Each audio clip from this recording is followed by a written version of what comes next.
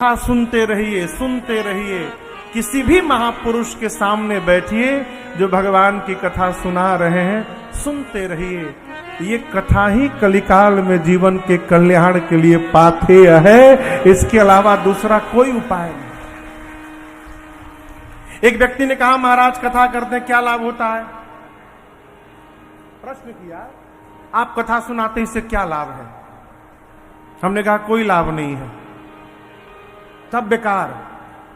लेकिन एक लाभ मैं आपको बताऊं, और इस लाभ को आप इनकार नहीं कर सकते हैं।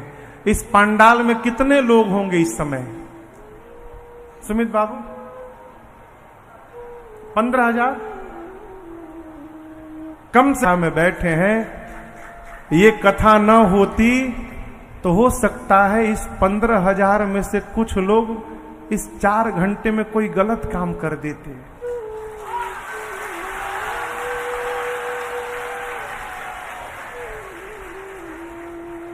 कुछ ना कुछ गलत कर देते, कोई लाभ नहीं हुआ। कम से कम वो गलत काम होने से तो बच गया हो, ये बहुत बड़ा लाभ है। भगवत कथा मन को रिचार्ज कर देती है। एक बेटा MBA पढ़ के आया लंदन से, तो पिताजी कथा सुनने गए तो बोला पिताजी से कि आप लोग बेवकूफ लोग हैं, 3 घंटा 9 दिन कथा सुनते हैं, 27 घंटा आप जीवन का बर्बाद कर दिए। 27 घंटा यदि हजारों लोग काम करते, देश का कितना विकास होता। बेटे के प्रश्न को बाप कुछ बोल नहीं पाया। जय हो, जय हो, जय हो, जय हो। पिता कुछ बोल नहीं पाया। जो महाराज कथा सुना रहे थे उनके पास जाकर पिता रोने लगा। महाराज, मेरे बेटे ने मेरे से ऐसा प्रश्न किया, क्या उत्तर दूं? बोले बेटे को ले आइए।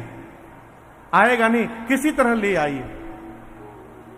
आया, बाप ने कहा प्रणाम करो, प्रणाम किया। बेटे ने कहा कि मेरा यही प्रश्न है कि आप 3 घंटा सबको फंसाए पड़े हैं। मान लीजिए 2,000 लोग बैठे हैं कथा में, 9 दिन कथा सुना रहे हैं, 9 या 27 घंटे ये 2,000 लोग यदि काम किए होते, कितना विकास होता देश का। महाराज बोले बात तूने बड़ी अच्छी कही बेटे, लेकिन ये बताओ तुम क्या करते हो? बोले MBA हूं, जॉब करता हूं। कितने बजे से? सुबह 10 बजे बैठता हूं और रात को शाम को 6 बजे तक करता हूं। उसके बाद क्या करते हो? 6 बजे के बाद 7 बजे घर आता हूं, थोड़ा दोस्तों के साथ घूमता हूं, फिर 9 बजे भोजन करता हूं, उसके बाद 10 बजे सो जाता हूं। कब उठते हो? बोला सुबह 6 बजे। महात्मा बोले 11, 12, 1, 2, 3, 4, 5, 6, 8 घंटे तुम रोज सोते हो? बोला हां। महात्मा बोले मूर्ख है तू, यदि तू 8 घंटा और काम करता तो देश कितना आगे बढ़ता। बेटा बोला कैसी बात करते हैं? 8 घंटा सोता हूं तो अगले दिन काम करने की ऊर्जा प्राप्त होती है। महात्मा बोले बेटे, उसी प्रकार तेरा बाप 27 घंटे कथा सुनता है तो 1 साल काम करने की ऊर्जा इसको प्राप्त हो जाती है।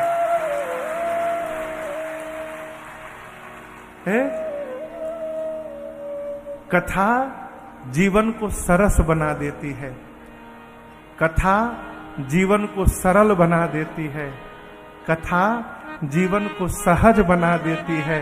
और याद रखिएगा, जो सरल हो गया, जो सहज हो गया और जो सरस हो गया, उसको भगवान को ढूंढना नहीं है, भगवान उसको ढूंढते ढूंढते उसके पास चले आते हैं। वाल्मीकि जी ने कहा प्रभु आपको वही जान सकता है जिसको आप जनवाएंगे। सोई जानै जेहि देहु जनाई, और जानत तुमहि तुमहि होई जाई।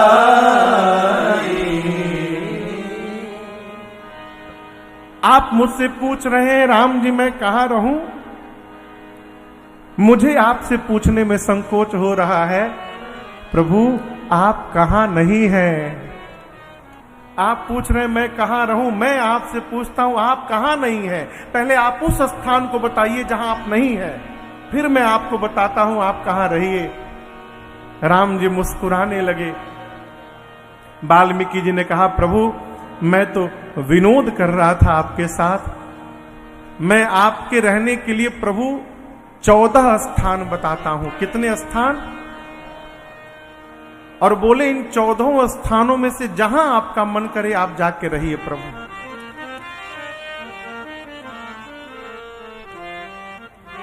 सबसे पहला स्थान वाल्मीकि जी कहते हैं, प्रभु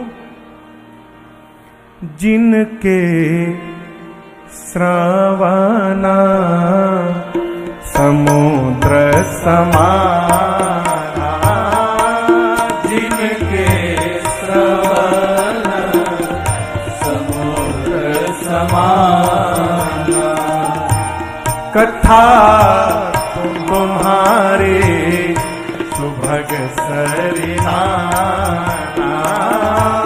कथा तुम्हारी सुभग सरिहाना, भरहि निरंतर होहि न पूरे, भरहि निरंतर होहि न पूरे, तिनके हिय तुम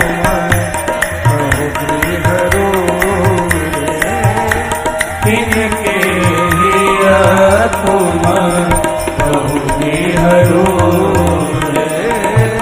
तिनके हिय तुम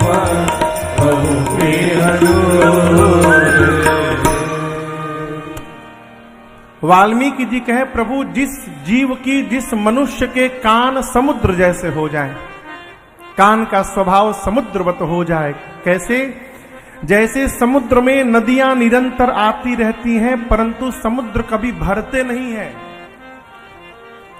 उसी प्रकार जिस मनुष्य के कान रूपी समुद्र में आपकी कथा रूपी नदी निरंतर आती रहे, और जिस मनुष्य के कान कभी आपकी कथा सुन के भरे नहीं प्रभु, आप उसके हृदय में जाके रहिए। आपके लिए पहला स्थान बता रहा।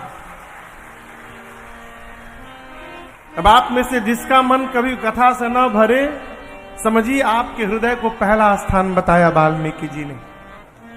पहले स्थान पर कान, दूसरे स्थान पर आंख। लोचन चातक जिन करे राखे, रहहि दरस जलधर अभिलाषे, निदरहि सरित सिंधु सरभारी, रूप बिंदु जल होहि सुखारी। वाल्मीकि जी बोले, प्रभु एक पक्षी है जिसका नाम है चातक। आप लोग पढ़े हैं चातक के बारे में? हाँ, ऐसा कहते हैं कि चातक पक्षी उसी जल का पान करता है जो जल बादल स्वाति नक्षत्र में गिराते हैं। स्वाति में जब वर्षा होती है तो चातक उसी जल का पान करता है। प्यास से जब चातक मरने लगता है तो मरते समय भी वो अपने मुख को ऊपर ही किए रहता है। सोचता है यदि चोंच नीचे करके गिरूंगा और मरते समय यदि कोई दूसरा जल मेरे मुख में चला जाएगा तो मेरे जीवन भर का प्रेम मरते समय झूठा हो जाएगा, झूठा हो जाएगा, इसलिए ऊपर करके मरता है। वाल्मीकि जी कहते, प्रभु जिस व्यक्ति की आंखें चातक हो जाए और आपका रूप स्वाति का बूंद हो जाए, अर्थात जिस जीव की आंखें केवल आपको देखने के लिए ललायित रहती हो, प्रभु आप उसके हृदय में अकेले नहीं, सीता जी और लक्ष्मण जी के साथ जाकर विराजमान हो जाइए। आपके लिए दूसरा स्थान है। आंखें भगवान को ढूंढे, आंखें भगवान को देखे, है जहां देखता हूं वहां तू ही तो है।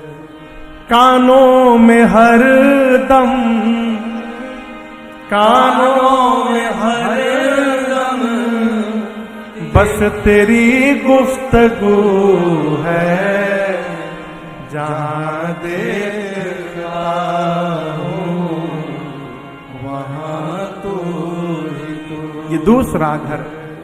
तीसरा घर जिह्वा को कहा, प्रभु जिसकी जिह्वा दिन रात आपका गुणगान करे, जस तुम्हार मानस विमल हंसिनी जीहा जास, मुक्ता हल गुण गन चुनई राम बसहु हियता।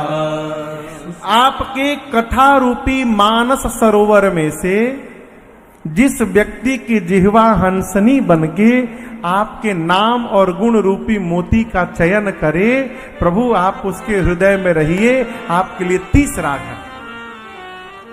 कहने का अर्थ है जिसकी जिह्वा भगवान का गुणगान करे, जिसकी जिह्वा भगवान का नाम ले, उसके हृदय में भगवान सर्वकाल रहते हैं। ये तीसरा घर है।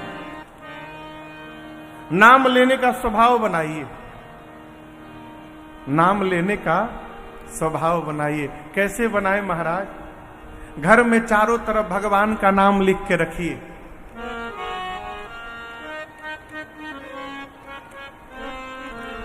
घर में चारों तरफ भगवान का नाम लिख के रखिए। लोग गाड़ी के पीछे शीशे पर नाम लिखते हैं, और हम बताएं अजीब अजीब नाम लिखते, टीटू डी गड्डी। टीटू डी गड्डी लिखने से क्या होगा? हो आप उसमें जय सिया राम हर हर महादेव लिखवाइए। क्यों? आपकी गाड़ी जब सड़क पे दौड़ेगी और आपके गाड़ी के पीछे जीवन भर जितनी गाड़ियां चलेंगी और उन गाड़ियों में जितने लोग बैठे होंगे, उन सब की आंखें जब जब आपकी गाड़ी की शीशे पर जाएगी और वहां जय सिया राम लिखा रहेगा, तो उनके मन में अपने आप भगवान का नाम आता रहेगा। और आपके कारण जितने लोग भगवान का नाम जपेंगे, उन सबसे आपको कमीशन मिलेगा। नेटवर्किंग है ना पूरा। ये है नाम लेने का स्वभाव बनाइए। नाम भगवान का जो दिल से लिया करते हैं, ये मेरे पूज्य महाराज श्री गाते हैं। नाम भगवान का जो दिल से लिया करते हैं, उन्हीं भक्तों को प्रभु प्यार किया करते हैं, उन्हीं भक्तों को प्रभु प्यार किया करते हैं। इसलिए आप लोग भी हरि बोल मेरी रचना, घड़ी घड़ी हरि बोल मेरी रचना। एक भारत में बहुत बड़े कथावाचक थे, प्रातः स्मरणीय परम पूज्य श्री बिंदु गोस्वामी जी महाराज। हम क्या सभी कथावाचक उनके भजन गाते हैं। बिंदु जी महाराज, जहां बिंदु शब्द आए वो उन्हीं की रचना है।